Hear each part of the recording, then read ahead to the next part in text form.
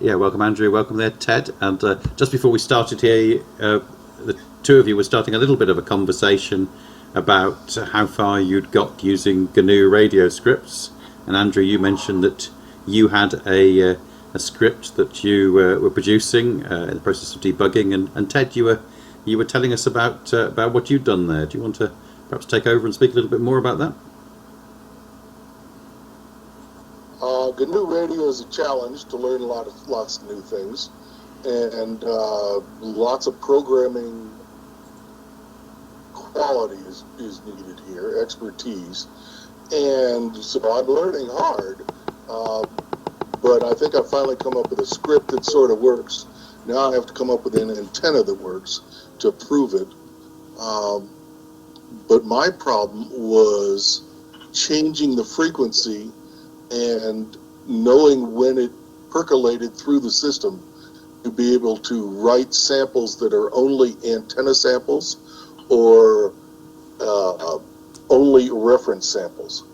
And Andrew, you say you've done something also in a parallel form. I'm interested to see what you've got. Okay, well, why don't I just share my screen? Let's not use the leave button. Hi, screen. Hi Nick. Okay. Hiya. Hi. So we've already started a bit, but only just. And Andrew is so welcome to this evening. So you've not missed very much at all. So Andrew here is just about to share us something that he's been doing with GNU Radio to give us an idea of how he's approached the issue, trying to get it to work with Hydrogen Line. Okay, so if I then right, can you see a GNU Radio sort of script? Yes. See the flow chart. Yep. Yes. Okay.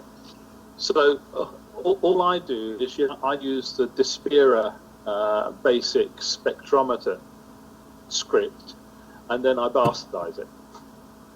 And so with this one, what I'm using, if you can see up the top here, is I'm using on this script an XMLRPC server.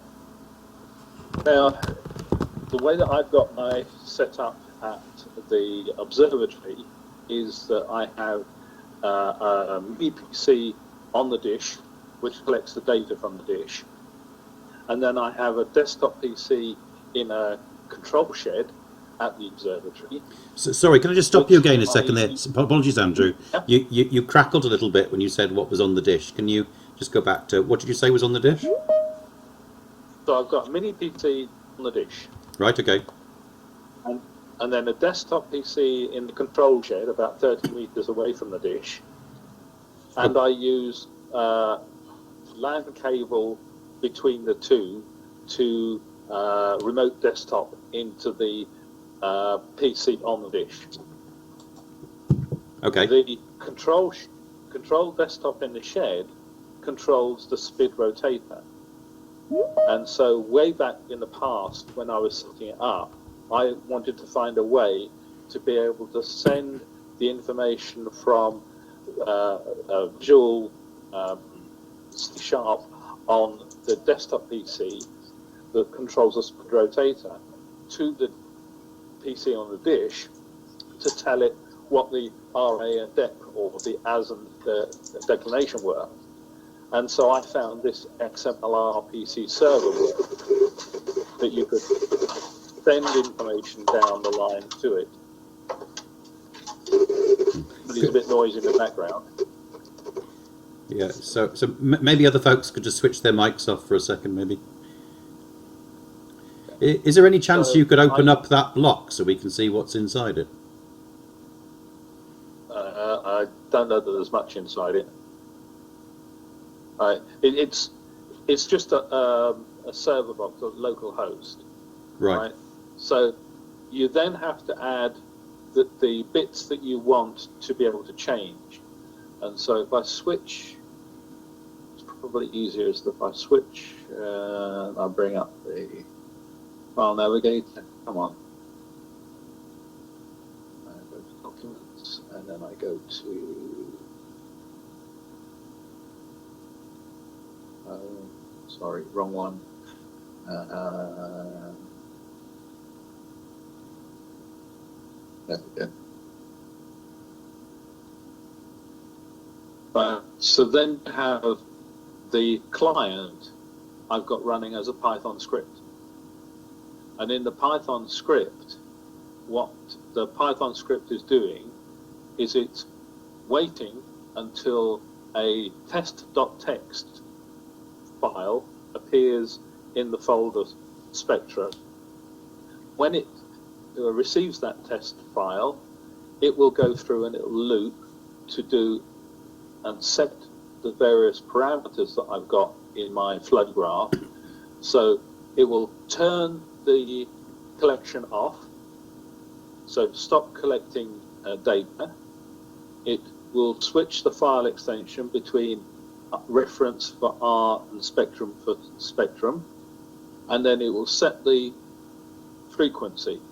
So 1421 for the spectrum, and I've got 1426 for the reference. And then once it's set those, it will toggle collection back on again, and then it will delete the test.txt file, and all. So that's the way I'm switching the frequencies using this example script. I can show you it running in a bit, but what I have done is I have created an out of tree module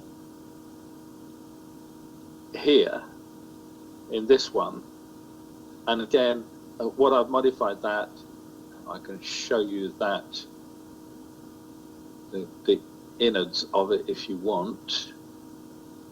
So if I go back, custom module, Python, custom module, and here, right? So this is the script outer tree module for saving data from Despera, and I have just modified it, and I've added some extra things in here, because the one thing I didn't like about the Despera scripts is that you can run different experiments, but unless you have a good file naming system, you never know what parameters were used in that particular file.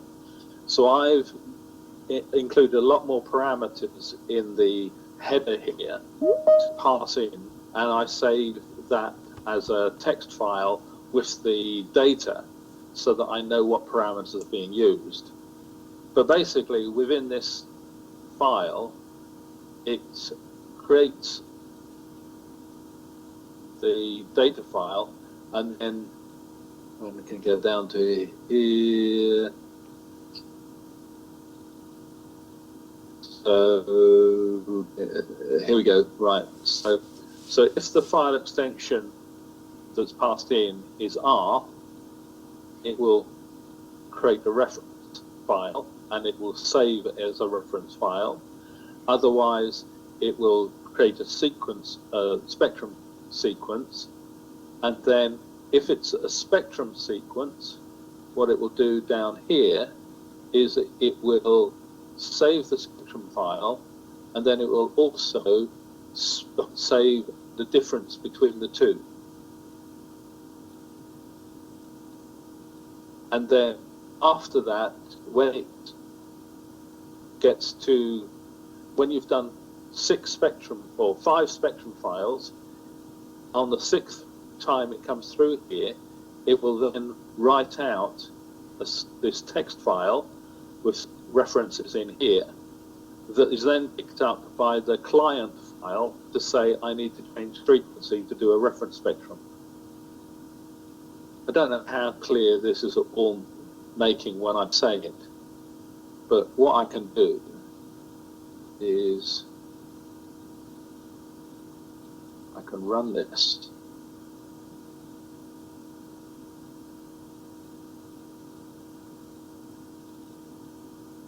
Doesn't look like it looks like it's thrown up an error. Oh. My screen seems to be bigger than the windows. find out what's going on. What's going on here? Code -11. Code -11. What's going on there? It's generally overheating. Or have I got the right? Should be the right device. Should be AirSpy. Yeah, AirSpy. That should be fine. That's the main SDR you use, is it an AirSpy? Yeah, I've got an AirSpy R2 in here.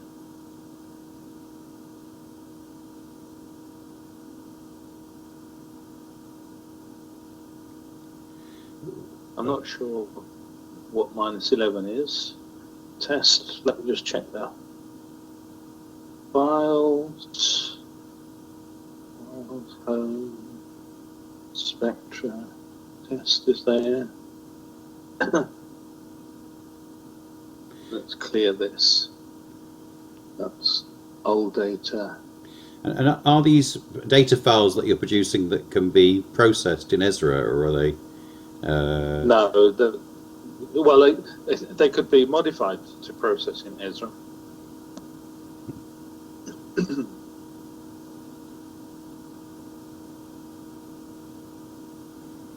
Because you're really producing, from what I can see, you're producing separate main sort of signal files and separate calibration files. Is that correct?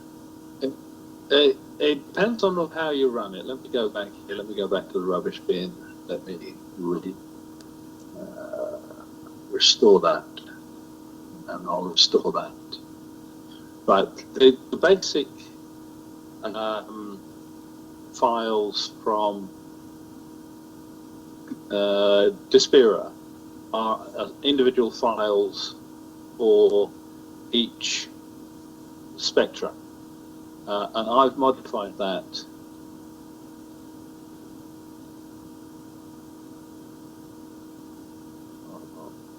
Okay, that. There we go. Oh, this isn't the one. This isn't the one I wanted. I've modified it so it's in that format. But what I've done on so the first row is the frequencies, and then each subsequent row is a timestamp at the front, and then there's the data. But for the XML RPC, I've got extra rows in here that say what frequency is, whether it's a spectrum, whether it's a division, etc. But I've obviously been messing around with other things in here to get it, and for some reason, I don't know why it is, this isn't running. I'm getting a return code -11. I've had return code -11 before with a Nulec RTL dongle that overheated, but this AirSpy is cold, so I don't understand what's going on here. So unfortunately, it's not running. I can try and do it in the background if you want to talk on, but basically, this is a server. There's a client script that runs in the background as well. And when a text file appears in a folder, the client script gets hold of it, modifies the frequency here, modifies whether you're saving or not. So it turns off saving, changes the frequency, can change other values in here as well if you need to, and then turns the saving back on again.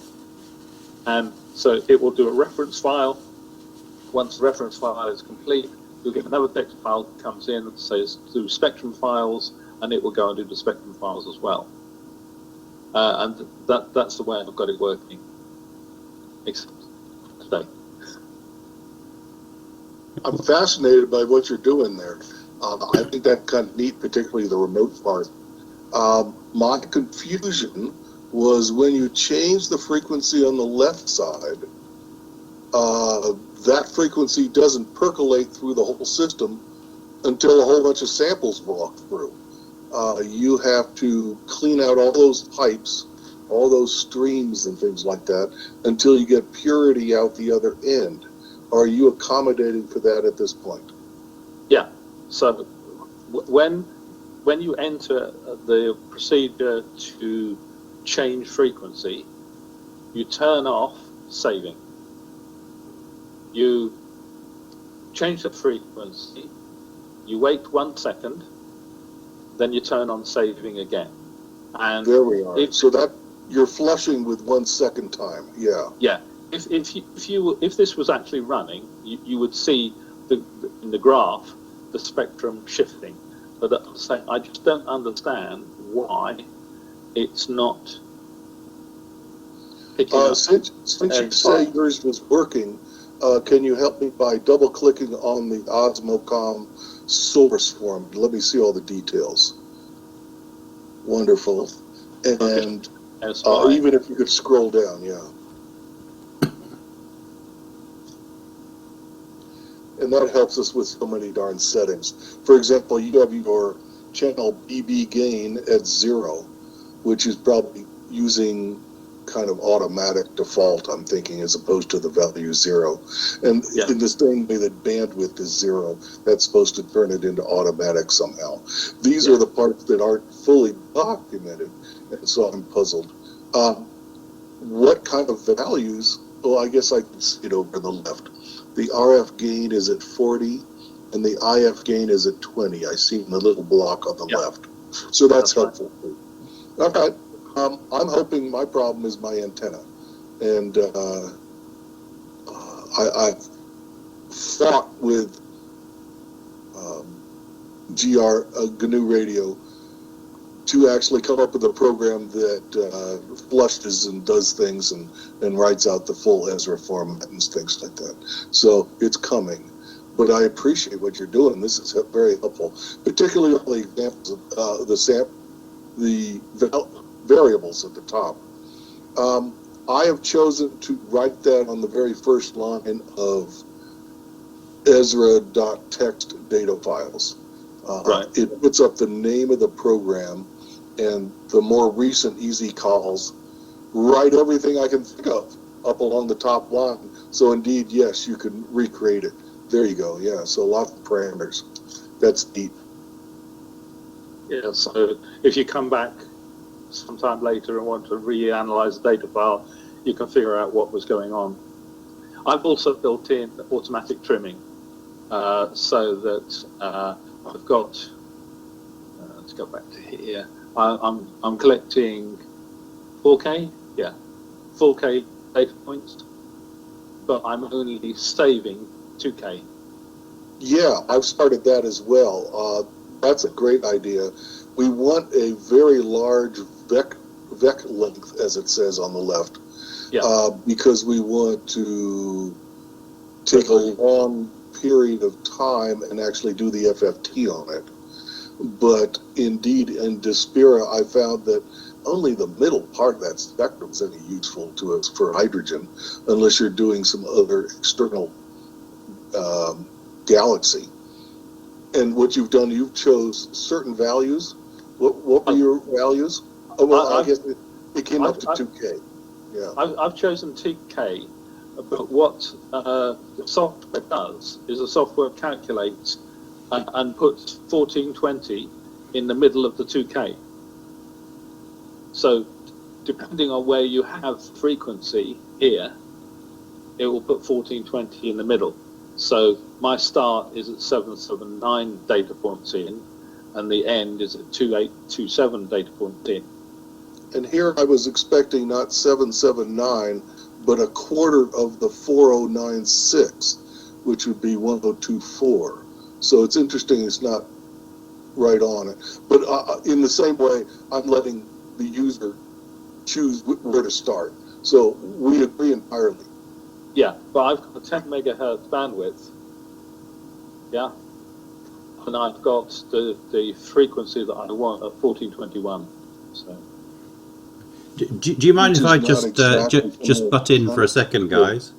So sorry to butt in. Just with that on there, just wanted to point out not for you two because you'll know it, but as I found out this week, for anybody who's not done these things before and is fiddling around, that parameter sample rate that comes within a one of the blocks for your particular SDR, you can't just put any old number in. They'll only take, for any given SDR, there's only a certain few numbers that you can choose from, and it's not obvious in the block what those numbers are.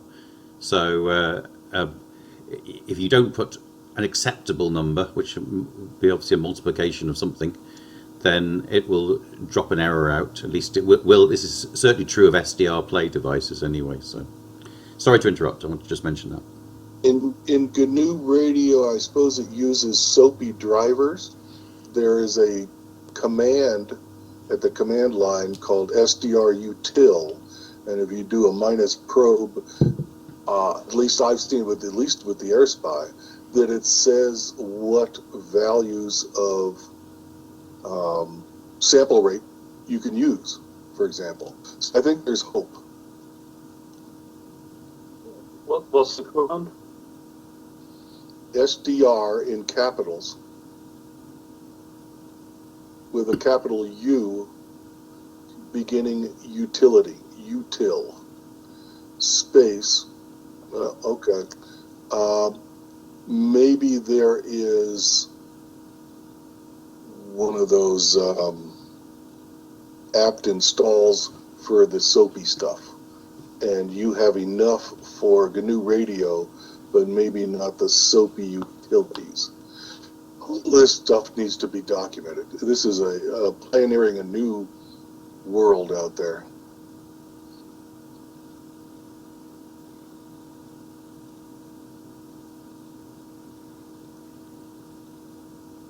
That's how we install the SDR util is not in my head, but it is in my notes. This is the kind of stuff that needs to be written up for this new world.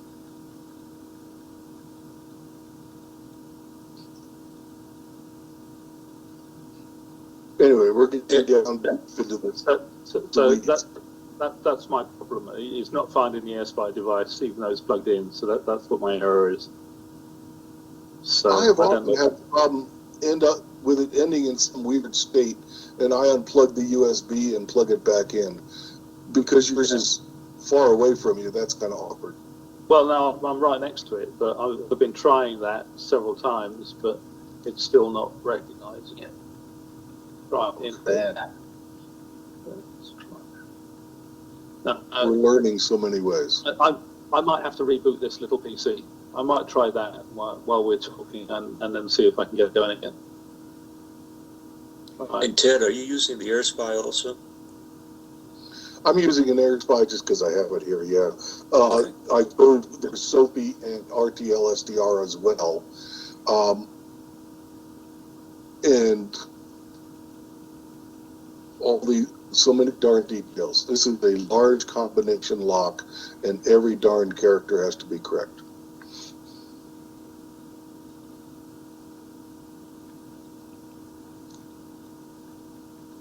But slow progress, which is encouraging.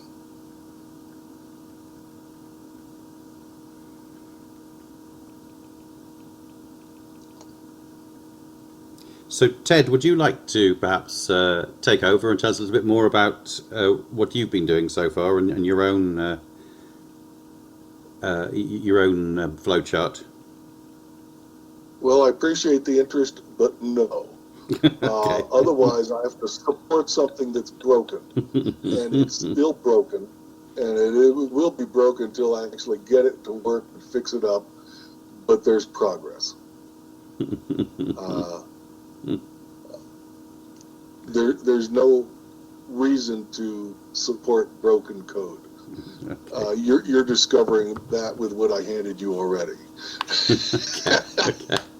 There we go. Well, let me go next then, because I do have a little bit to show. But just to say there that Andrew, if you look on my website, astronomy.me.uk, I've just put instructions on there on how to install SDR util. Okay. Not very well edited, but they're there. Okay. So what I'm going to do is somewhere. What have we got? Oh, I'm going to share a screen, aren't I?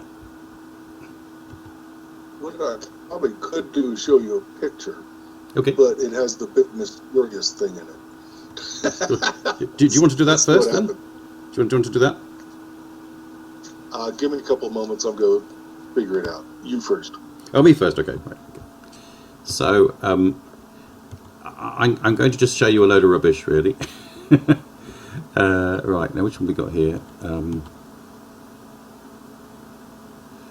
Okay, so at the moment, I've got this particular flow chart. Can you see it? Has it appeared on your screen? Yeah, it's got it. Okay. Somehow this actually shrinks if you look at it. Okay, anyway, don't want to shrink today. Which is so Ted's written this flow chart, which is a variation of stuff of Despairer, I think, and other bits and pieces thrown in as well. Anyway, so I've been mucking around with it, and this is what I've got currently running on my solar cooker radio telescope, and it is actually collecting data. I don't know how good that data is, but I'm leaving it a couple of days before I try processing it. We had to go a little bit last week, and Ted found some errors in the data I sent him and managed to correct them, and it didn't look particularly good. But I'm going to give it a few days this time. But the most important thing is I have worked out how to get RSP Duo to work. So there is a module called, if I pull them up here, you can see it on the modules on the side. SDR Play. So I'm going to just show you this here. SDR Play 3. So this is not the SOAPy module. So somebody's written I forget his name, written a completely separate module, with more of a native module for SDR Play. And importantly, this will run the latest SDR Play devices, whereas the SOAPy one will not. In particular, RSP Duo will not run on the SOAPy one at all. It took me ages to find that one out. And you have got the option on this. If I pull it up, you've got the option to go single tuner or dual tuner independent, or master and slave, whatever they are. But you can, if you've got two devices, you can also connect those two devices together and run them with two instances and things. So it's quite good. The other thing I've had to learn a bit about is this business of different types of data. Complex, I don't even understand all this data, but you've got complex and vector and real and stream and all sorts of things. And the important point is I've discovered that these colours in the ins and the outs, they represent what type of data you've got. And so if you're doing this is the idiot's guide to GNU radio, as I learnt so far. You have to make sure the colour on the out is the same as the colour on the in that it goes to, otherwise the line goes red and you can't do anything. So these are the rather basic things I'm sort of learning at the moment. Ted had already written this bit here to create a file sync for Ezra. So I'll just run that. I plugged in an RSP Duo. Obviously it's not got any aerial on it at the moment here. You guys are not going to be able to see it a second, so I'm going to have to share a different screen. Where am I? So this is it at the moment. For some reason it doesn't seem to show anything on the spectrum. I don't know why. Does it take time to do that? Just nothing ever comes. Nothing ever? Never. Right. No. The other thing is they may be very small numbers, because I see a blue line at the bottom. It looked like it's real. Can you change the y-axis to 10? You can change the number 600 To 10, you say? Or just zoom in using your cursor. Go to the line and just drag it, and you'll zoom in. We can go. Well, that's another way, but then of course you're not getting the full X. He's going to know. Can you scroll up and down now with your wheel? Like this. Oh, didn't you could do this? Yeah. Are you still finding it? There's the blue. All right. It's pretty darn zero. Okay. Yeah, well, there's nothing plugged into it. At the moment, I would still expect to see the system heartbeat showing a beat. Say it again. You are correct. I didn't hear what you say, guys. What did you say? Up in the top right, Andrew's suggesting that there should be a heartbeat, and we don't see that at all. Yeah, normally I do see one, actually. I do see one. Let me pull up what's on the actual system that's online, see what they've got on there. There's another, well, anyway, you're using the program that I think doesn't work. Ah, okay. Fair enough. Well, maybe that's the problem. And anyway, just if you just give me just a second, I'm going to just have a look at the one online and just see whether that does show anything at all. Probably not, given what you said. But indeed, you're having trouble getting usable data? Well, at the moment, the only data that we've got as far as is the data that you saw. So here we are. So that's the one online. So there is a heartbeat on this one. This is actually with the solar cooker dish. So we have got a heartbeat, but we still don't seem to have anything very much on here. Is this live then? Can you change the 600 to 10? That's a different thing. Oh, change it to 10. Now Sorry. you're scrolling. Easiest, just do that. Let's try the scrolling. Obviously not a good idea. Oh, there's so a blip. there's life down there. There's a blip. Yep. So you got RFI at least. Okay, change it to a 1. All right, you have life. Try auto scale on the signal. How do I auto scale? There's an option where you can auto scale on the signal, on your signal output. You click on that box on your flowchart. Oh, I know. Yeah, okay. I'd rather not, because I've got this running at the moment to collect data. If you right-click on that box, the graph, what happens? Is there a choice down below? No. I don't think we can get to that parameter. But I can... right in the middle of the spectrum, can you right-click? No. Yeah, okay. It does other things. It's giving you indices. But I can there's change more that. life than you had anyway. But I still have lots of problems with that program. It's like 1 is the lowest you can have.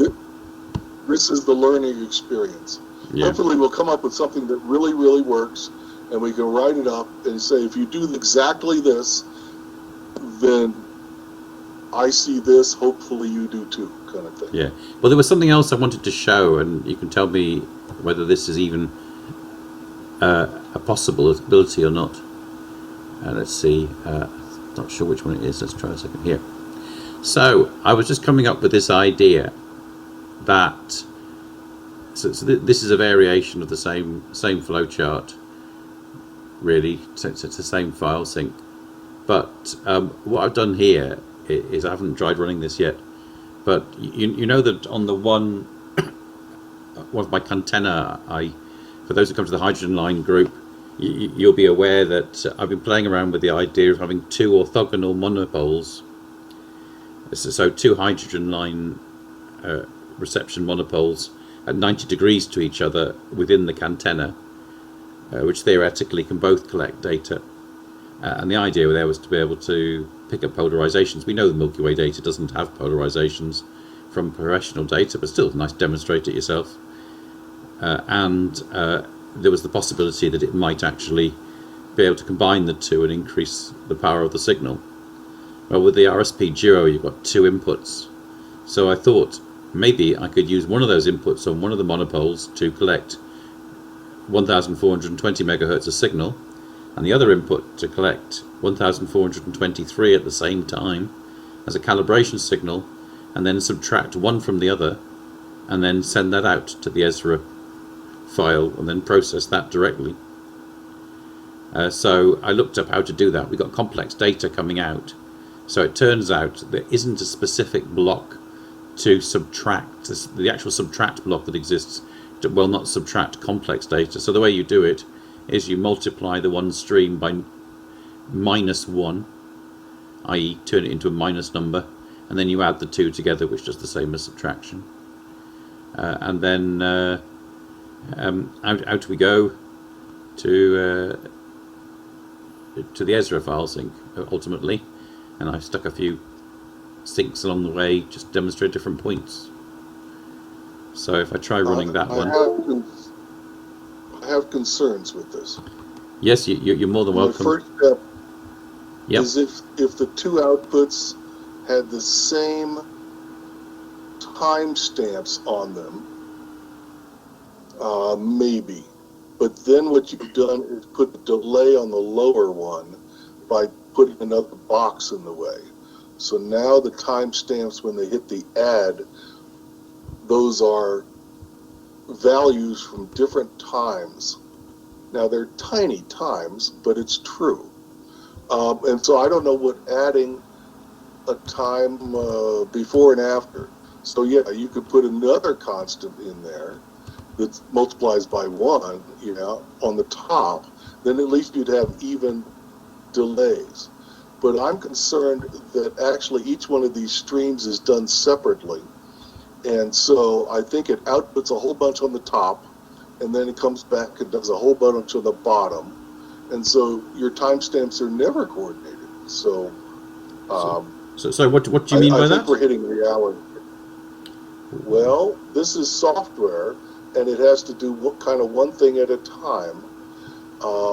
And so I think you'll never get those two outputs to actually synchronize with the same values with values coming from the two receivers at the same time. So good luck with synchronization. I mean, even if they are, Ted, even if they are slightly off from each other, Ted, is that really any different from what we do otherwise with Ezra, in that we collect one sample now, and then we collect a calibration one a second or two, or even a minute or two later, and we subtract one from the other, or divide one by the other? I mean, they're not synchronized in time, so surely this is, if anything, an improvement on that, rather than, if that doesn't matter, does this not matter? I claim it does. If you have two feeds, you often combine them in analog, and there's no time stamping and anything. It's just kind of virtual. You are actually adding things in real time.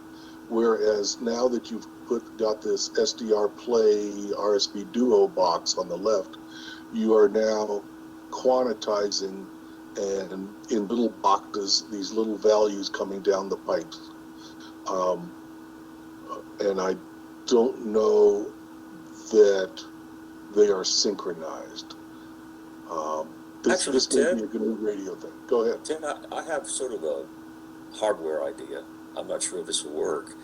Since what you're trying to do is subtract the two signals, correct? Andrew, that's yeah. I think it's adding.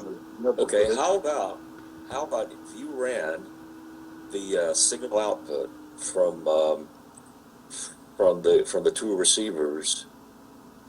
Oh, wait a minute. You're using the dual channel of the play, correct? Is that what you're trying to do? Well, I have two RSP duos, so I could easily run the output from two separate receivers. Well, what I was thinking was kind of a hardware sort of attempt, and that is if you ran the signal from the two receivers into a mixer, and then you would select for the difference between the two signals. So basically, the output straight from the antenna, you're saying, and then run that into something that basically. No. It would have to be. It would have to be after the not directly from the antenna, but after your Sawbird H1 amplifiers. Are you saying in hardware or in software? In hardware, I'm talking hardware here, yeah. And so actually add instead of adding, just like you would do like in a standard super heterodyne type of mechanism for a radio receiver, but you're taking the two signals, and instead of looking at the sum, which is one option, you're looking at the difference of the two signals. I think you actually do want the sum, and yes, you can do it in analog hardware. That's the common method. Sum. but then you would have one receiver. If you were very quick and had two paths of software working hard, reliably, then indeed you could add two software products, I guess. My concern is, I think reading the values of one receiver input down the USB cable, and then it gets around to reading the other inputs from the other input RF channel down the USB cable. And they are not synchronized in time. I don't know why you're adding two samples that are at different points in time. They have different phase, particularly in the complex representation you're using there. And I don't know that it has meaning. But if one channel is just noise, isn't just noise, kind of a Well, more then why are you adding random noise? I thought you'd be adding signals. The concept was that he has two feeds, and if you add them, you could get square root 2 more power quickly. But I think you can do that in analog now. Oh, okay. Well, I was thinking of subtracting in order to subtract out the noise. Yeah. So yeah, in that case, then you would just look at the sum of the two signals in hardware, and then feed that into the system already pre-combined receiver into one receiver input. Right. Correct. The two. So you're just basically combining the two signals, but in hardware rather than in software. By doing the mixing in hardware. So my belief is GNU Radio just doesn't know how to use two feeds using a two input SDR. Well, that's a different question. Yeah, I was just thinking in terms of just the actual signal itself. Correct. You and I agree, but we're going back to the original. Yeah. Okay. Yeah. Right. I'll have two pictures to show you when you're ready. Yeah, go for it. All right. Sharing here on Teams. Let's see what I can do. I hit share. Now I pick something. There's no picture, they're just names. Oh gosh. So you can either choose a specific screen, or you can just share the whole screen if you don't mind people seeing whatever's there. Sorry. I go to Window, and there's a list that doesn't fit. Okay, I think it's warm, but it doesn't preview. Okay. Yeah. I see it, now you will see it. Gosh, all right, many choices. Do I want to do what? Oh, I'm sharing, all right. Hide, wants to. I don't think I want it to manage all my windows. I say block. Now, do you see anything? Because I sure don't. Oh, yeah, that's beautiful. We can see a flow chart. Not on my screen. Okay. All right, I'm learning Teams here, guys. Sorry. I go over to my window that has it. When I move my cursor around, do you see anything? Yep. It's moving fine. Oh, you do? Wow, okay. Sorry. It's a different concept. This is the program I've come up with. I actually have two pictures here. Let's see. Is that the other one? Yeah. And so there's some other things down here on the bottom that continues that flow chart, but they're not very important. This is kind of the graphical user interface, and there's some things like importing NumPy over here, and I have to make some variables. So all that stuff is dull. If it's gray, like over here on the right, I think my cursor's moving. That means it's disabled, and Ted is still working on things. So that's the problem. There's some gray up in here that aren't working yet either. But in the meantime, there's a receiver somewhere over here. I actually have four of them, and I can't figure out which one works at this point. So all of them are equivalent to me. I've disabled 3 of them out of the 4. One is pinkish, I guess, with a nice bright blue, and you can see that output goes into two ways. The top part should look familiar to you. That's from Despera. And the bottom part, I suppose, is from Despera and Marcus, where we take the complex, turn it into a vector, do the FFT, and then get the magnitude squared. All right. At that point, it would normally run into an integrator to collect them. Yes. My problem is I can't control the frequency and keep the samples pure if I go any farther than that. But I've come up with a box called Ezra Sync, and it knows about the antenna frequency, which is set up here at the top, and the reference frequency, which is over here, and the integration quantity, and all that kind of stuff. And I do the integration down here in Ezra Sync. That is because when I change the frequency, I have to flush out all the stuff that came before to get pure frequency coming into the Ezra Sync to begin to study it again. And then you can start counting. But there's a flushing of the front stuff to get pure samples. And then the sync actually writes to a file in all the right format and things like that. It knows about how many antenna samples you want between reference samples. That's something in the official EZ call that's posted already. In this case, there are 3 antenna samples, and then you do a reference sample. There are 3 antenna samples, and then you do a reference sample. What that does is take up less time doing reference samples. And then out of here is actually the spectrum that I'm truly writing out to the file represented in a graphical format, just like Andrew was showing where you have the WiMAX variable and such. Anyway, so that's what I'm working on, but boy, it's still a process. The biggest problem is out of Ezra Sync to get the frequency coming out here, which gets sent to this box, which finally sends it to a variable, which is then finally controlling the SDR input. And it's that feedback path that was so painful. Once that gets changed, then all of this stuff that was using the wrong frequency has to get flushed out. So I take all those samples and throw them away.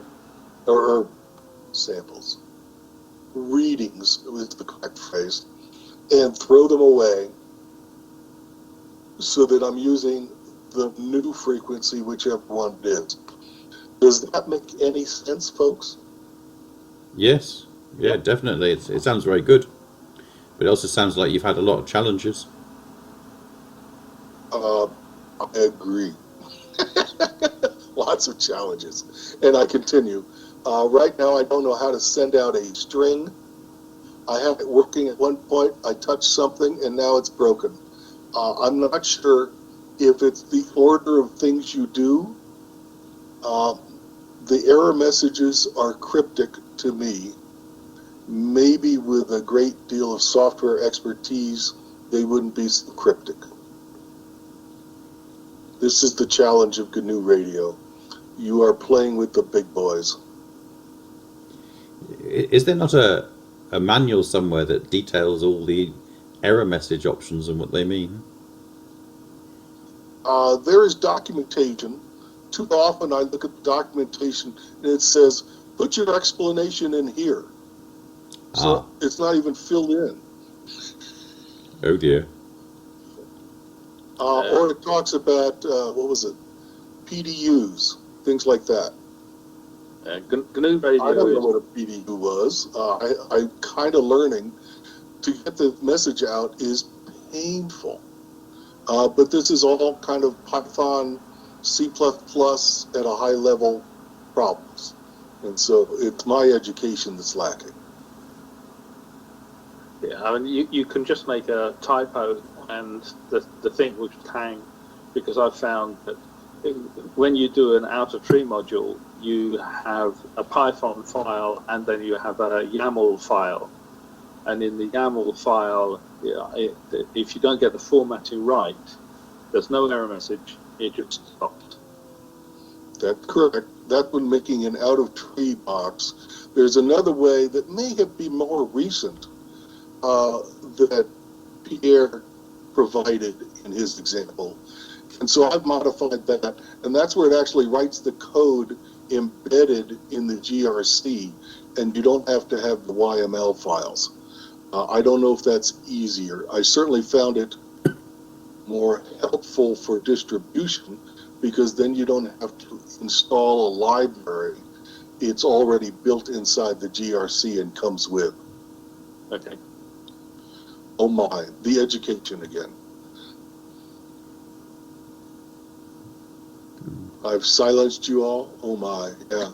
I have a question, Ted. If this thing, if the software gets, or at least the programming gets all finalized and functional, is there an equivalent to like a ISO file or something which is load if you just download it into a new system, In the same way for Ezra, I have a PDF file where I told you do this command, do this command, do this command, and I think that'll work.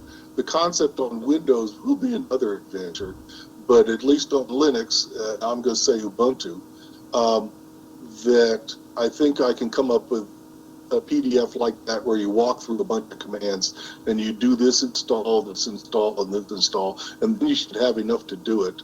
You get this GRC from me, a file, a .grc, and it has everything else you need inside it automatically popping up. Running it and everything else. I've seen it crash one time, so I don't know about reliability. There's a lot of sticky parts about GNU Radio, at least in my experience. We're trying to get better and better. This would all be done in Ubuntu, right? At this point, yes. Okay. That's where GNU Radio really wants to live. It may be possible to do it on Windows, but that's a whole nother level of complexity that I'm trying to avoid. Understandably. Let's get one of them working first. Yeah. Just to say that Andrew here on the call very kindly has provided us with a disk image for setting up Ubuntu. It hasn't got all the stuff here that Ted's talking about, but it does include an installation of GNU Radio, and between us, with his help, I've worked out how to actually both install it and created the relevant disk image on a pen drive, etc., and put it in a way that can be distributed. So if anybody's interested and wants to just quickly set up Ubuntu with most of the relevant astronomy software already in place on a fresh install on a machine, then let me know and I can supply. Andrew said anybody can have access to it, which is great of him to do that. That's very exciting. That is the way to do it, at least for a new machine that you're going to just take over. Andrew, we want to talk to you again when I finally get to that level too. That'd be great. Over on the left, you can see that there are lots of SDRs. I don't think it matters which one you use, and so I might put a whole bunch of them in and just disable the others. And so you're welcome to put any front end you want on there. Andrew, you've got the SDR Duo going on, so that could get plugged in there, and it's just a matter of connecting those two essentially blue wires. So I think it's flexible from there on. There is a wasting part of this, though. You have to flush out the readings that you don't want just after you've changed frequencies. And you gotta fill up all the pipes again to replace it. So it's kind of wasteful, but it may have the opportunity to do a lot of things in separate pipes like this with buffers under proper control, and so it may have efficiency advantages. I'm not fully convinced. It might just be easier to use. Continue on my SOAPy driver easy call. So all of this is so exciting. It's so new and needs a lot of work.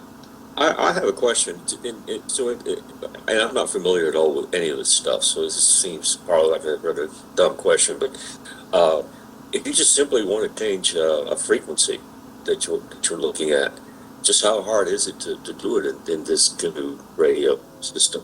Is it like one variable? You can just change the frequency and keep some of the processing equal, or does it have to filter down through all these blocks? If you add a human with a mouse, it's not so bad. As long as he has a keyboard, you click on the variable box and you change the number. However, to do it programmatically, it was a real education. This is where those funny things were, PDDs or something like that. It's a whole, you have to do about 4 commands to even squirt a value out in a weird format, as far as I'm concerned, out that little gray box that you had to create for the output. This one says frequency down here. And then you got connect a wire, and of course, it's a message, which means you don't know when it's going to be delivered. The GNU radio operating system will get around to sending it when it wants to, when it's convenient. So there's no coordination of time. So again, I have to waste more readings just to make sure it got there. Then you put it in a box here. Then that finally gets to a variable, and the variable eventually gets read by this guy when it wants to. So lots and lots of readings have to be wasted to allow for that long feedback process to occur, and there's no control of how efficient that is. I've got an RTL SDR working on my PC. Do you want me to show you my version? Yes, please. Now, how do I get out of here? If I go back to Teams, I guess. Stop sharing. So say somewhere there's a stop sharing button. All right. I'm hoping that did it. Yeah. Pardon my ignorance on Teams.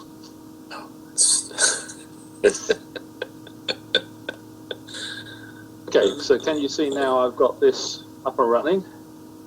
I like it. Yeah. So that's just the photograph that's running, and it would be running in probably normal sample mode. The frequencies are going to be weird because it's 2.4 megahertz bandwidth rather than, yeah. So if I go here and I go to CD Astro, and then I go iPhone 3. Which RST is this? Sorry? Which SDR you're using? It's just a new log article SDR. New leg? Oh, okay. Sorry, I misunderstood. Thank you. It's just my AirSpy won't work for some reason. I have absolutely no idea. That doesn't say run. Try again. So then if I run this script, right, at the moment you can see it's not writing to file. And at the moment at the bottom, if you see it says reference spectrum or full spectrum, it says full spectrum at the moment. So if I run this, it now switched to reference spectrum. And if you watch closely, if you get time, you will see it not writing to file and then writing to file again. And so it's collecting 30 seconds. I've got the collection interval at the moment. So it's collecting a reference spectrum.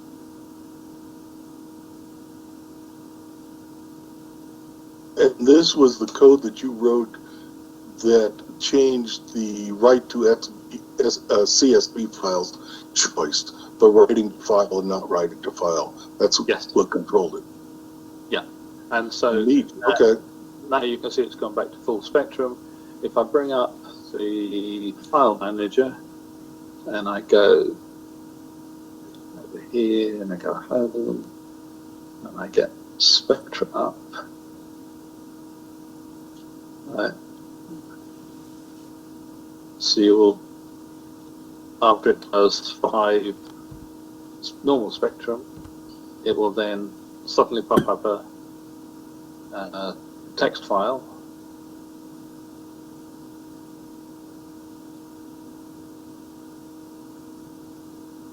Move this over a little bit more. You can see the center is 1421 at the moment for the normal spectrum.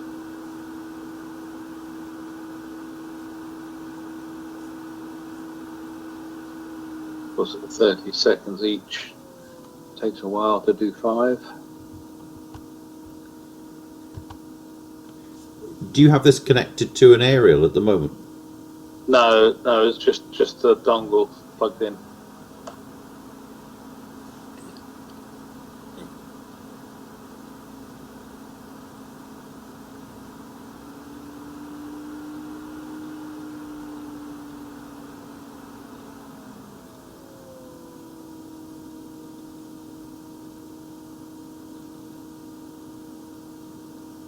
Maybe it's not going to do it.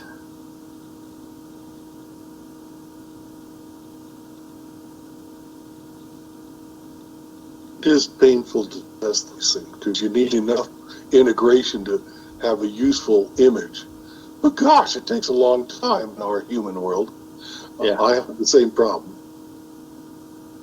Yeah, I need to drop the integration time down. Apologies, Andrew. What is it you're waiting for at the moment?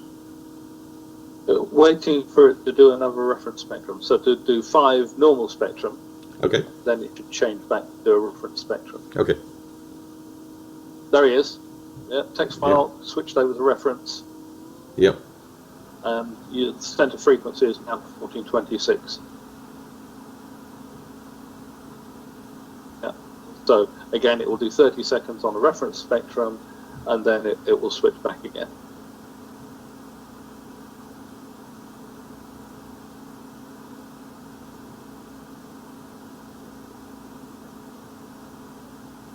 So these are separate data files that then have to be post-processed? No. So it's one data file. It's 2 applications running simultaneously, a client and a server, and they're talking to each other by means of a text file that is posted between them. But Yeah, eventually you get CSV files. Is it one CSV file or 2? Yeah, so let's just end this. Close terminal, close that.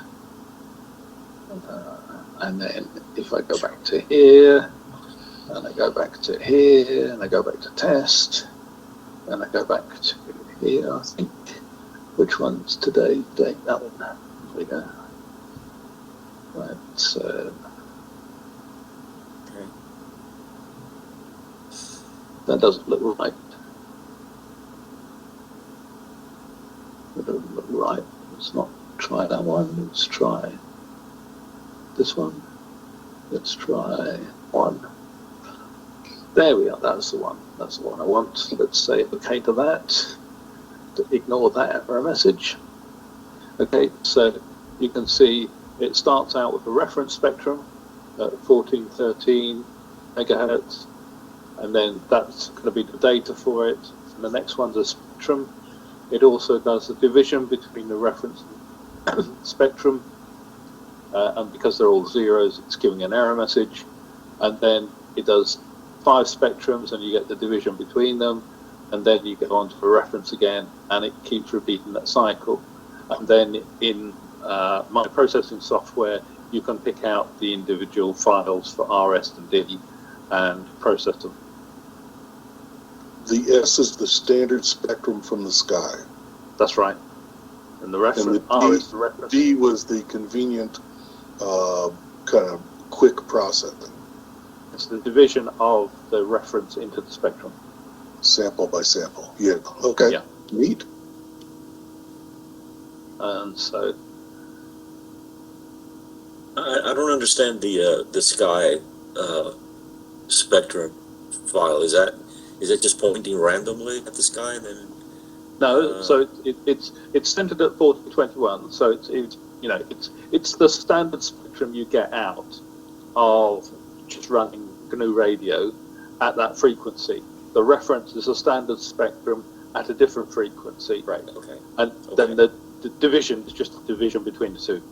Okay. All right. That makes sense. The antenna is always pointing at the same place, but you're just changing frequency. So one of them has hydrogen expected, and the other one we don't expect any hydrogen as a reference. Right. Yep. Right. Yeah. Okay. Neat. I like what you've done. This is interesting. How hard was it then to control the, again, switching back and forth and turning on and off the recording? Basically, quite simple, because it is just.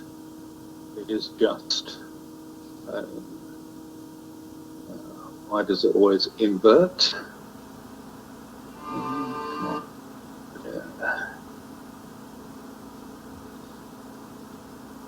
So that's the, that's the out of tree, I guess. OOP. Open up. There you go. Right. So it's all. No, this is not. This is just a Python script. This is the client, right? Oh, I'm sorry. I see. Okay. So this is the client, and the graph, the flow graph is the server. So the client is running in the background on the same PC, and it's looking for a file. That file, when that file appears in that spectra, it opens it and it reads it, and it defines whether the lines in here say spectrum or reference. If it says reference, then it turns off saving, it changes the file extension to R, it changes the center frequency, it then does a sleep, and then it turns saving back on again. And if it's a spectrum, wow, it does the same thing but different parameters. And that's all it does. Every time a text file comes in, it just reads to find out whether it's spectrum or reference, sets up the parameters, away it goes. This is a script. Okay, a looping script. Cool. And eventually you do these clients which change the toggle somehow. Yeah. I'm So just they, not familiar with that verb. Yeah. so they go into this server, and somehow in the background, because of this server, it allows you to change that frequency to whatever frequency you want. And I can change some other parameters in here, and it turns saving. Save is actually slightly lower down. Now, inside that server, what is the magic you use to change the chooser? You don't, right? All you do is you set up this, and once you set that up and match it to, so the server is localhost port AK, and here the client is localhost 8K. As long as those two numbers match, then GNU Radio does it in the background. So whatever parameter you put in here, right? So you just say client.set, so here, save toggle CSV. That's not one of mine. That's one of, oh, I've lost it again. So that little box in the top right that says, I can't pronounce it, something server with the X. XML RP server, yeah. Did you write that, or is that a choice No, from all the boxes? that's if you go. Ah, that's the verb, a magic verb. Okay. Thank you for the education. I need to explore this one, yeah. And so then if I go back to text file, right? So here, the GUI chooser, save toggle CSV, that's a Dispira chooser box. Right. And then, now you're talking to GNU Radio, right? And all I'm doing is I'm changing that parameter to false to turn it off and true turn it back on again. So I'm interacting with that because this script is linked to that flow graph through the server. So any parameter on here, you can use it in here. Neat. Okay, well, it's the server that's magic to me. Maybe I want to look inside the code for the server and do likewise in my little program that's part of GNU Radio. Mm-hmm. Okay, wow. It gets thicker and thicker, but yeah, all right. The tricks we have to do to make it happen. I'm impressed with what you've done. That's neat. How did you learn about the XML RPC server? Well, as I say, a long time ago when I was setting up the dish, I wanted to be able to talk from a desktop PC in the control cabin to the dish, which is 30 meters away. And the dish is running a mini PC on Ubuntu, whilst the desktop PC is Windows. And so I've written the control software for the SPID rotator. So in that, I use XML RPC to send, well, I sent the text file from the Windows PC to the Ubuntu PC in the same way that I was here, in order to update the parameters for azimuth and elevation, and then used the server and client to find that file and update the flow graph. And so I've had experience from it a long time ago, and then I couldn't figure out how you could change the frequency. I tried playing around with messages and tags, and I just gave up because, like you, all this PDU stuff got lost. So I just went back to this, which is familiar territory, and it works fine. There you have you have the right initials. I kept saying different initials. PDUs. It was a new word for me. Yeah, that's part of messaging. Okay, thank you, Andrew. Excellent. Let's see if I can make my world easier instead of these dumb messages. Yeah. Well, see, we're slow progress, but boy, it's painful. Well, thank you both so much for sharing all of that with us, and particularly Andrew for everything that you've done there. Gosh, it does look quite amazing. I think the thing that comes out on this to me is that it's very difficult to actually run GNU Radio to do exactly what anybody wants, just using the modules that are available within GNU Radio itself. And a lot of people end up having to write something extra on the side. Both of you are discussing that really, which is a bit disheartening for those of us who don't find writing things on the side very easy to do. But you're going ahead of us and making the way smooth and helping us to actually achieve amazing things. So thank you very much for sharing that. It's brilliant. So let's go through everybody else here and let's see if anyone would like to add anything or talk about their own experiences or questions or anything.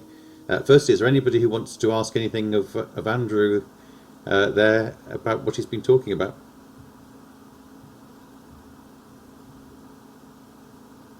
No? Okay. How about anyone want to ask Ted anything that he's been discussing?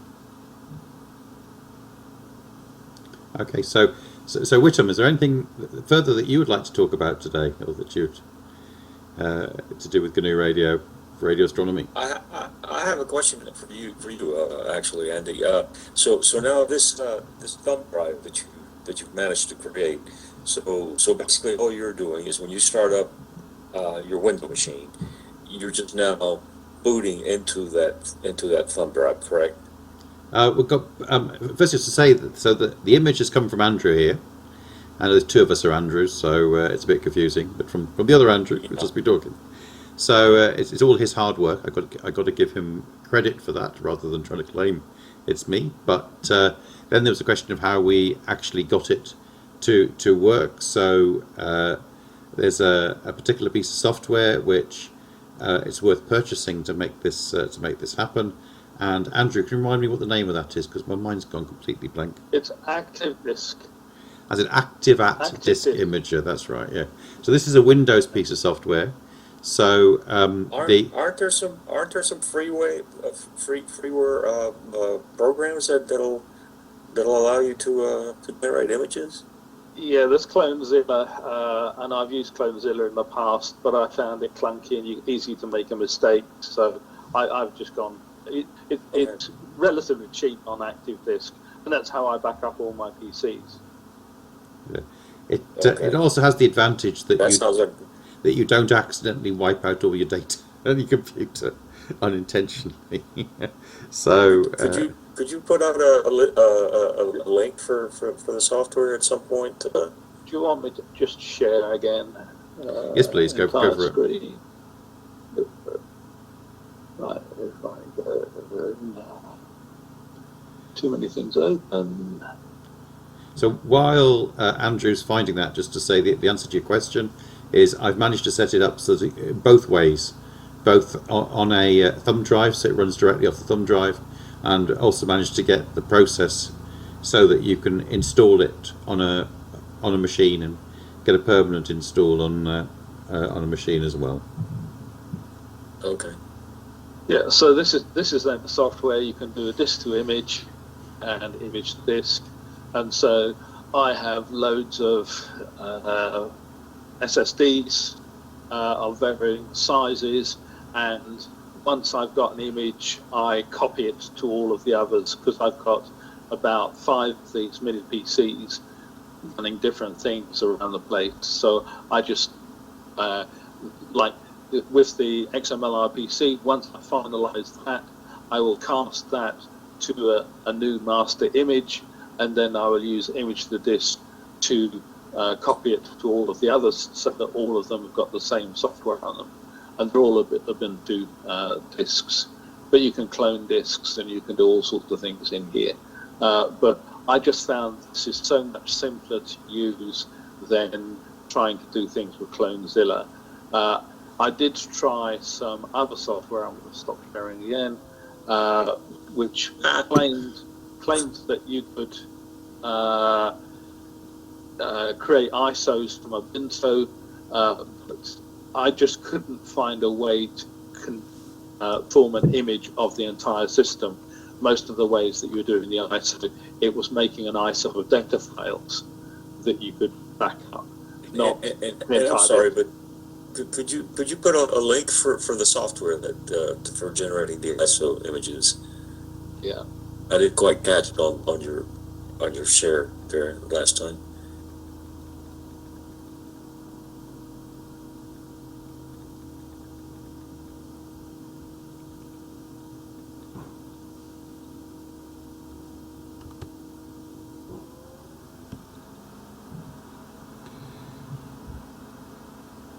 So while Andrew's getting that link for you, just to say that Linux does have its own software, which does what they call disk bit for bit copying, i.e. something that will take the bootloader, the partitions and file system as well, because that's the problem with backing up any Linux system to create a clone. You need the entire partition system as well taken, and the best thing is something that doesn't bother with what sort of file system it is, or even what operating system it is. It just literally bit for bit copies the entire disk. So it has its own thing called DD, which you can set up, but always on there already. The problem with DD is there's no checking to make sure that you are doing the right thing, and so it's so easy to accidentally wipe out your computer by pressing the wrong button. So Ted might feel very confident using it, but personally I felt a bit at risk with it. Boy, this Windows team is really confusing. I'm not sure, Andrew, if you sent that link, I'm not sure how I can get. It's not on chat, Yep. right? Yes, yeah, it's on chat. Oh, it's on. Oh, okay, I see it now. At the Okay. bottom, yeah. Sorry, thank you. If you just fine. if you just click on it, it will take you immediately to the website. Right. And there is a personal Fantastic. edition which is about $20 or something. Yeah. So you can copy, if I remember rightly, Okay. you can copy it onto a thumb drive without using the image that I've created. So you don't need to create the image. I can supply the image, which you can download, and then you can. I think you can get that. You can use the free. There's a 21-day trial version of Active Disk Imager, which you could use, and it is a Windows piece of software, so you have to run it on Windows. And you could use that to create your thumb drive, run it off the thumb drive. The issue becomes if you want to actually create something that will install it permanently on a computer. And now that the problem with that is you need to create a boot disk. And the option to create a boot disk in ActiveAt can only be done with the fully paid for version. So you'd have to pay out your $20. When you create the boot disk, the boot disk also has to run with a Windows partition on it, or at least a Windows boot up bit. So the easiest way to do that is from any Windows machine, Windows 10 or Windows 11, you just download the Windows own option to create a boot disk, a Windows boot disk, and set up the thumb drive that you're going to use to create your ActiveAt boot disk from, and then press the create a boot disk business in ActiveAt. Sounds complicated, but I can either me or Andrew here can walk you through that process. But I mean, when I do it, I just plug the SSD into a Windows machine and tell the Windows machine to boot from USB, and it does. I don't have to go through creating a boot. Okay. Yeah, that was only if you want to actually permanently install it on a computer. No, to run it. Yeah, I use one of these, right? Just a normal SSD hard drive. Oh yeah. With a cable into USB. I don't have one here to hand. Plug it into a USB port, and turn on the PC, and I've got it set up in BIOS that if it recognises that there's a boot disk in the USB port, it boots from USB. And I don't bother about any boot disks or anything. It just boots straight away into Ubuntu. Right, fair enough. Yeah. So you use an external SSD to actually to run your software from. That's fine. Yeah. Yeah, but that could be a thumb drive or anything. It doesn't matter. What size is that approximately? That's 240. But you know, I've got others like the demonstration. The software that's on your SSD, the actual boot software. How big is it? Oh, I don't know the boot software, but the soft. I use these disks, so they're about 223 gigabytes. Okay. It's because I've got storage capacity for data as well. But you know, I've got thumb drives as well that I also use in the same way. Yeah. Yeah, I do a lot of that also. They're not necessarily the thumb drives, but just standard, old spin buckets with the with a USB connector on it. Yeah, that's so it's the same general idea. The whole thing is just when you start up the computer, you have to go to the BIOS in order to have it switch over, or let you have it, like you said, preset to detect a USB drive, and it boots from that. Otherwise, you just have to push the whatever F9 or whatever it is, and then go to BIOS and then ask it to boot from the USD from the USB port instead of from its internal SSD.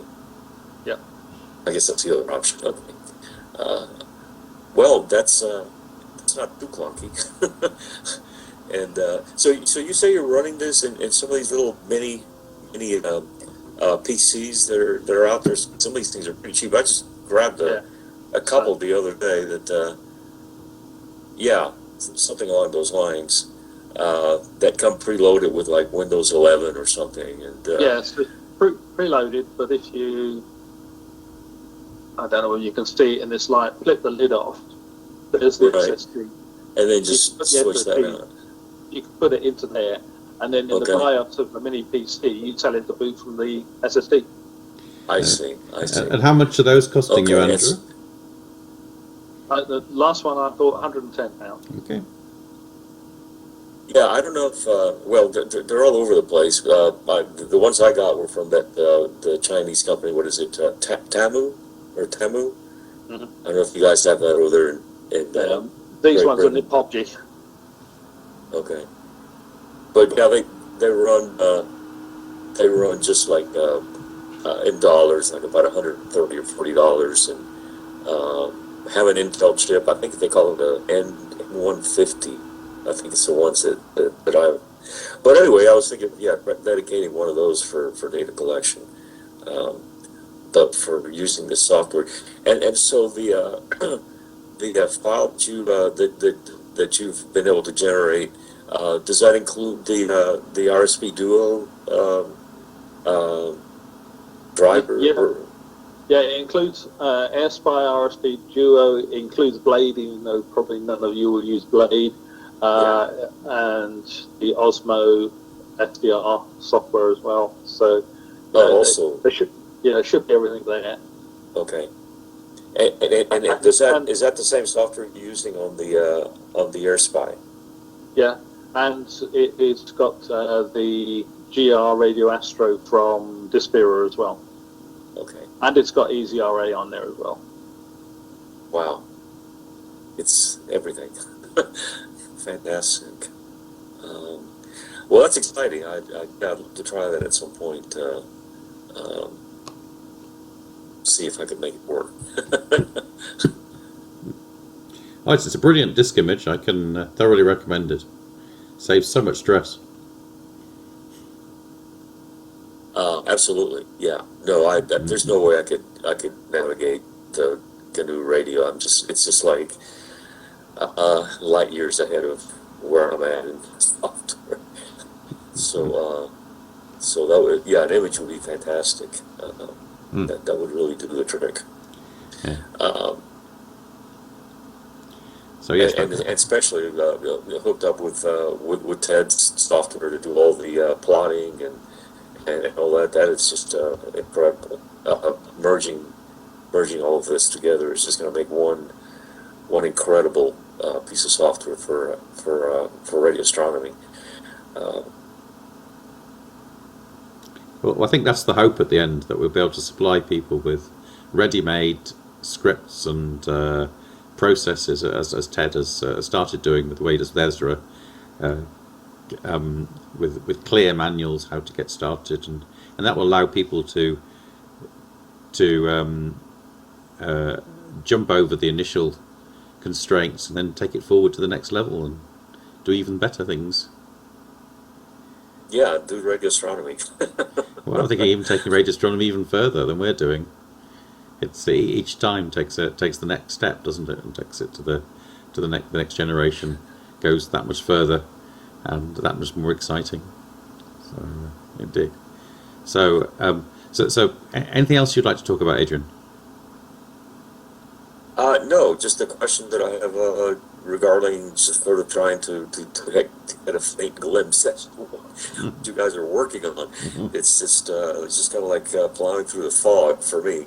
But I'm just kind of curious, like if you were to diverge this just hydrogen line, if you wanted to do, and that's what I was kind of alluding to earlier, in changing the frequency, you wanted to do masers or pulsars or whatever, and so that would require obviously different frequencies, maybe different sort of analysis and software. And so I was just curious. It doesn't seem like the GNU is particularly flexible in order to do these things. You sort of kind of set it to do one thing, and that's what it runs. And in order to modify it to change to some other format or some other observation, then it seems like you just almost have to, if they go back to the beginning, at least catch up, midway through it and kind of reinstall all kinds of different modules and whatnot. So it's the only thing that's kind of mind-boggling in terms of being able to conceptualize this and not have to learn a completely new way of thinking. But I was just curious. You guys seem to have more experience with that. Do you see a feasibility where just changing a couple of simple parameters were allowed to be used for other observations beyond just the hydrogen line? Well, if you're just looking for something that is also they're slightly different because they're so fast.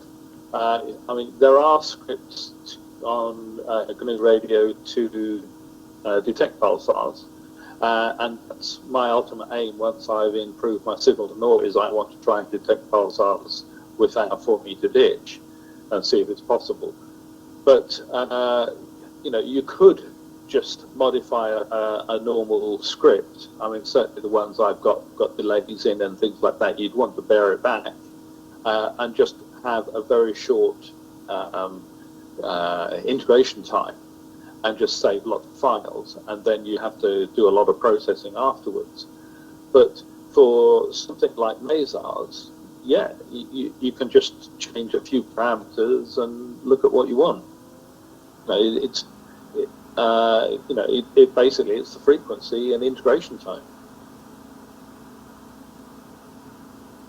Okay, so that seems maybe not too horrible. You might need to interpret. You've got to have hardware to go with it. Yeah. Oh, correct. Yeah, right. Obviously, yeah. I mean, for example, one of the things that I'd be curious is maybe going up to the 8 gigahertz and doing it some of those 8 methanol or even the 12 gigahertz methanol masers, and how difficult that would be to maybe I guess you just sort of substitute the corrected frequency in your main SDR from whatever converter would be ahead of it to reach up into those frequencies, and then just proceed kind of more or less normally with the rest of the processing. Yeah, I think your hardware is the issue there, because normal SDRs wouldn't go up to that range.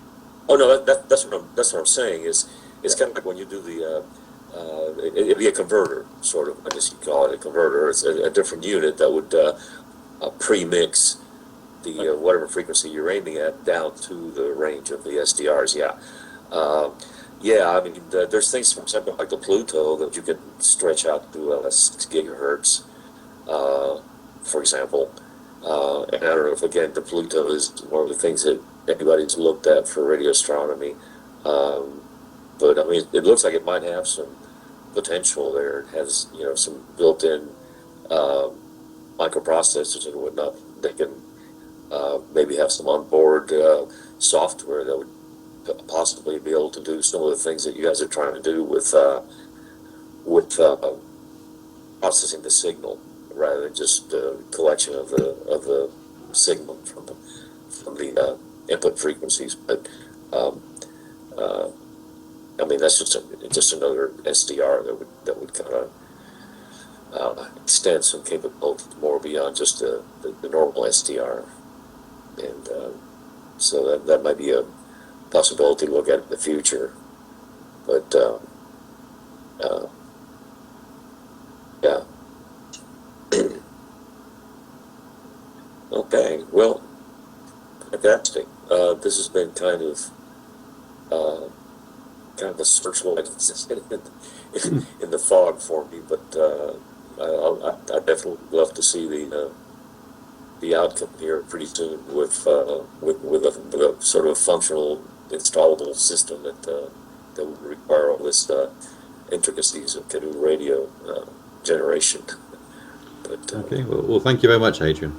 And Dave, are you still there? Do you want to anything you'd like to add and talk about? No, that's fine, thanks. Yeah, it's all very interesting stuff. I do apologise that I can't speak at the Winchester weekend for BAA. Sorry about that. Yeah, no problem. We'll find another opportunity. Sure, thank you.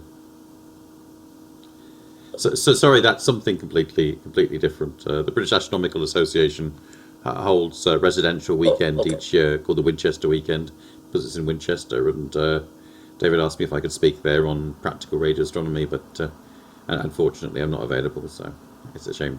There we are.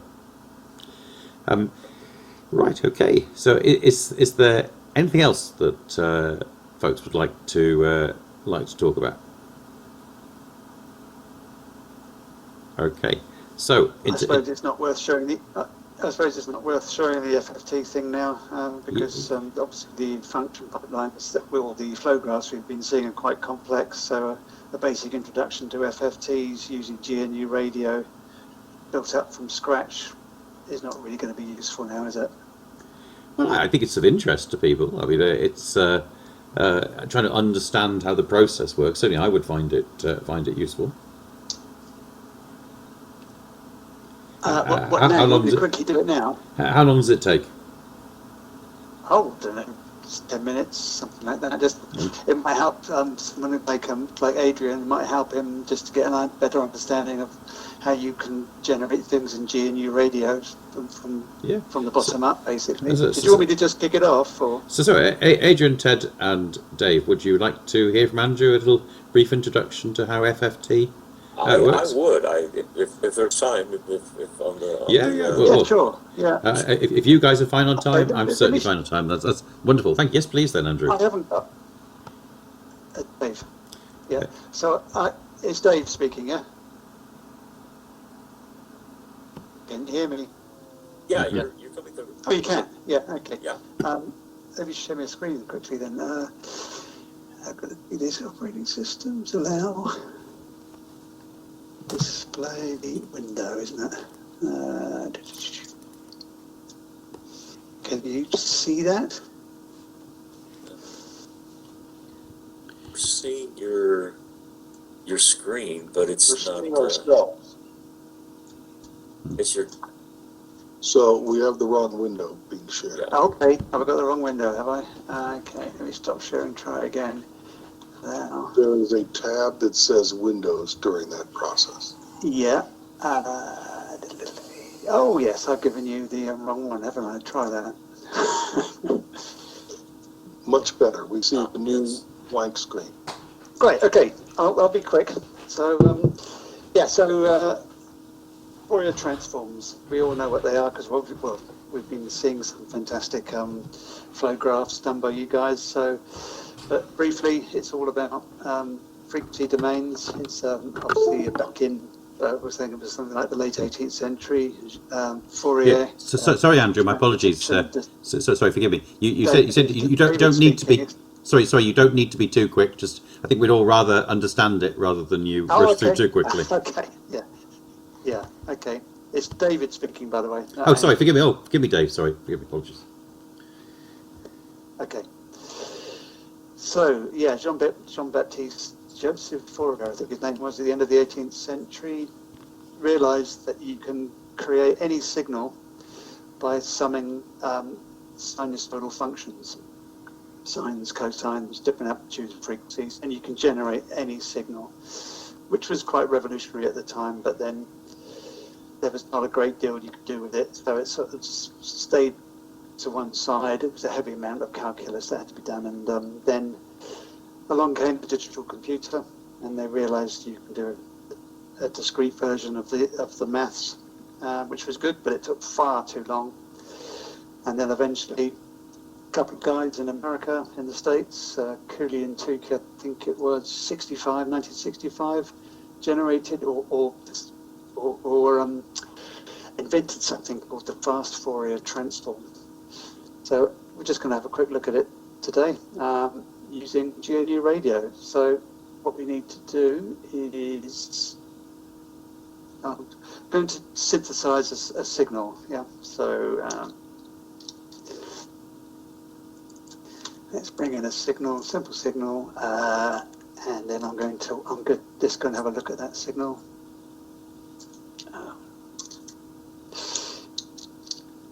So we'll look at just a time sync.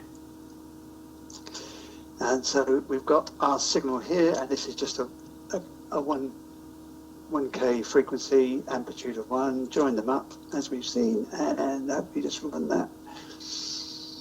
And there it is. That's not coming through. Now we don't see the window of the time sync. Right, okay. That's a pain. Let me go back. To share. I'm going to share my whole screen. Yeah. See the whole world. I'll do that exactly. So it's the window display, the whole display. Okay, let me know if you can see that. Yes, eventually. That popped through for a second. Okay, let's run it again. Okay. Yeah. Yep, that's it. Cool. Right. Okay. So there's our test, our little signal. Okay. Our 1 kilohertz. It's a cosine wave. This is, as we mentioned earlier, it defaults to complex. So what you're seeing here is you're going to see it's a complex signal, equivalent to like it's a quadrature. It's 2 signals that you normally use in this domain to represent things like phase, amplitude and frequency. By combining these 2 signals and giving different amplitudes, you can do all sorts of things in this sort of digital domain here. I'm not going to use that. I'm going to make it simple. So I'm going to go back into here, and I'm just going to get rid of the complex, and we're just going to work floats. So as mentioned before, we're going to make sure we do that for all of them. So if I just run that again, and there it is. There's a simple signal coming in. So what I'm going to do is I'm just going to quickly come here and just put on a grid so we can. This is our display where we're displaying it. I'm just going to switch on a grid to make it a bit better here. And we're on float. Right. Okay. So what I'm going to add now is I'm going to put the FFT version in. I can't remember what it's called. Hang on 1 second. Let me have a think. And the frequencies.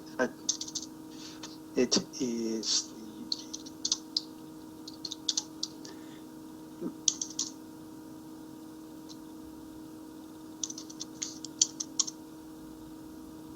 it's QT, isn't it? GUI. Frequency sync. So this basically gives you the FFT of this signal. I'm going to change that to float again. So encompassed in this block here, it's the FFT block that you guys have been using in the past, plus also it gives you a display sync as well. So let me just run that. We should have 2 plots, and there it is. So that's our signal in at the top, and down the bottom is our FFT. The FFT algorithm gives you a mirror image, so you're seeing 2 of the same signal here. So what I'm going to do is I'm going to stop that, go back into our signal here, and I'm just going to halve that. Really, we're interested in seeing half of it. And I'm going to, so I'm removing the mirror image basically. And I'm going to put a grid on here as well. So yeah. Now let's run that again. So there's our sinusoid, and here's our FFT. Down here is basically the frequency bins, and as you can see, it's been the whole of the signal here, which is, as you look at on the x-axis, it's 1 kilohertz here, which is the frequency of our input signal. So that's the FFT working for us. Down the bottom there, you can see a bit of leakage across 2 other pins. So I'm going to get rid of that by just increasing the FFT size. This is the number of bins that you're binning your signal into. So I'm stopping that, and I'll run that again. And look at that. We've got a perfect signal coming in, and a beautiful crisp indication here on our FFT saying that signal is pure 1 kilohertz. But we know our signals are never like that. So let's just quickly add a bit more information. I'm going to copy this. I'm going to paste that in here.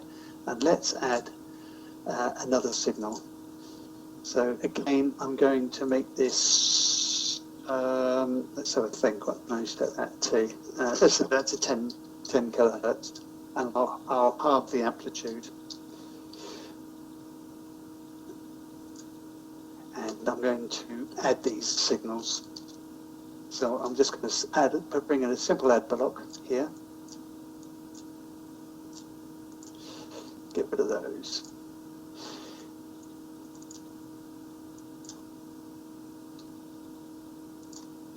Oh, sorry, that's really wrong there. What have I done?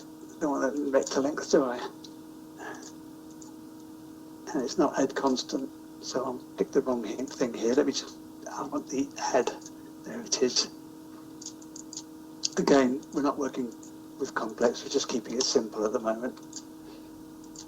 We're not interested in phase and all the rest of it. So all I'm doing now is I'm just adding another signal to our original signal, and if I just quickly run that, there we go. So you can now see, I'll zoom in on a bit of this at the top. So I'm going to actually, let me come out because it's a lot of discontinuity there because we're not sampling high enough. I'm going to up our sample rate to I'm just trying to think, what's that, 64K say. So we should get a bit more resolution and run that. Yeah, there we go. So these, you can see the 1 kilohertz and on top, superimposed on top of that, we've got our 10 kilohertz signal. And down the bottom here, we're seeing the FFTs working nicely, and we've got our two positions, one at 1 kilohertz and one at 10 kilohertz. And you can see that they're different because the gains are different. The height of the actual the signal on the FFT side is going to be different. Don't forget, the y-axis here is logarithmic, so that they're not going to be exactly halves. They're going to be slightly less. So that's all very well and done. Normally signals are just not like that. So I'm going to add some noise now to our input signal. Just trying to think. Yeah, noise source. So all I'm going to do is I'm going to shove in some Gaussian here, and I'm going to add that to our original signals here. And again, we are working floats. So now we could do a nice noisy signal, and it'd be interesting to see how the FFT works. And here we go. So let me open up a bit for you. So as you can see, you can probably just about make out the 1 kilohertz signal with amongst all this noise, but I'd be very surprised if anybody could make out the 10 kilohertz in this signal. But the FFT is doing the job down the bottom here, and it's picking out nicely our 1 and 10 kilohertz signals. And I could be, just very quickly to finish, I'll add something, I just had a range, maybe add a range input here, and we'll use this to change perhaps, yeah, we'll use this to change our 10 kilohertz signal. So if we can go down to, let's take it down to 2 kilohertz and up to 20 kilohertz. This is just, you'll see in a minute, this is just adding a slider. So if I add that there, and I'm going to associate this range input with our 10 kilohertz signal here. So that's going to be our frequency now. So if I run that, you'll see what I've just done. There it goes. So up the top here is this range. You can see this range input here. So all this range is going to do is just change the frequency of the second part of this signal source here. So if I slide this here to change the second frequency embedded in this noise, we should see a corresponding shift in our FFT. And there it is. So that's how responsive the FFT calculation is in this GNU environment. And basically, that's it. That's all I wanted to show. I hope it helped people who aren't familiar with GNU radio, and how quickly you can synthesize stuff and experiment with you may find a box, one of these boxes, perhaps not FFT or something else you want to play and experiment with, and you can generate your own signals and stuff like that. It's very easy to do. But the FFT is extremely important, as we know, in radio astronomy for spectral analysis, and it's fundamental to interferometry as well, and image reconstruction. You're actually, you're putting multiple scope images to create a more detailed image, and that's where the FFT comes in as well. And that's it. that's all I wanted to run by you. Is there any questions or comments? Yeah, that was a really fantastic demonstration, Dave. Thank you. I have two, again, kind of sort of dumb questions. on the very initial wave that you displayed, and it was the complex and not the simple, and it showed that the two sort of offset 1 kilohertz frequencies. Yeah. What is the nature of that phase difference between those two 1 kilohertz signals? Have you ever heard of IQ signals? Yes, yes. The in phase and quadrature. Right. Well, yes, I have. Yeah. Well, as far as I'm concerned, that's what those two signals are. It's your original signal, and there's a second signal which is 90 degrees out of phase. Okay. Which is what they say. What they call orthogonal.